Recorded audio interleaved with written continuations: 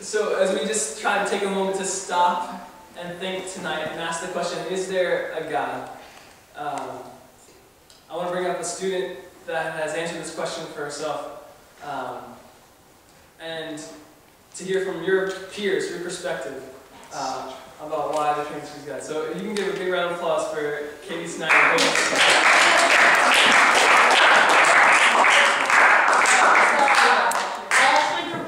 Slideshow as well, except you know whenever you don't safely eject.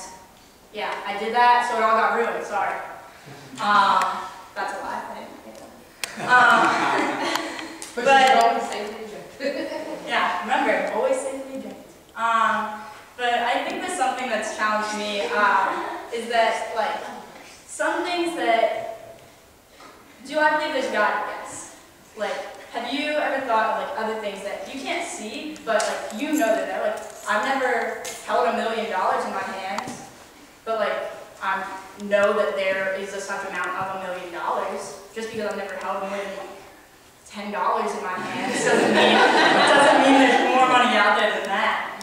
Or like the wind, like other than like the colors of the wind in Pocahontas, like you've never seen the wind, like. But I'm pretty sure it's there. Like you can feel its effects on you. And I think that's the same with God, is that like there is definitely a God.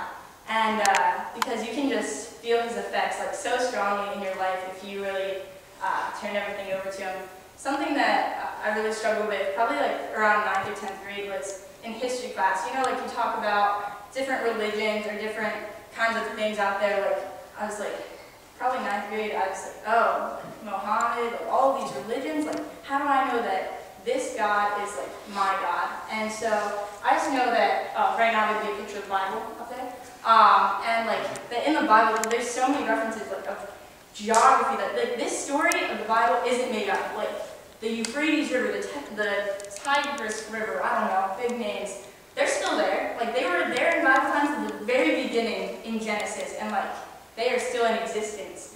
That a storyteller just didn't write this whole book of the Bible and spend a really long time writing that just for fun. Like this was like God's word, like that he sent to us, our God, and with Jesus Christ, and that I just know that with him that my life is so much easier.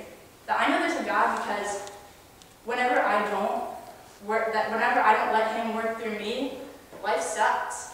And that I know that whenever I do let Christ work through me, my week just goes so much easier, and that I can just do things freely and not worry about my homework assignment due next week or whatever, that God will take care of me, that right now is not what I should be worried about, that all I need to do is just put my faith in Jesus Christ and I will be set. So, yes. There is a God who loves us so much, and I think you know the rest, that he gave his son to die for us, and that he just has an amazing amount of love for us.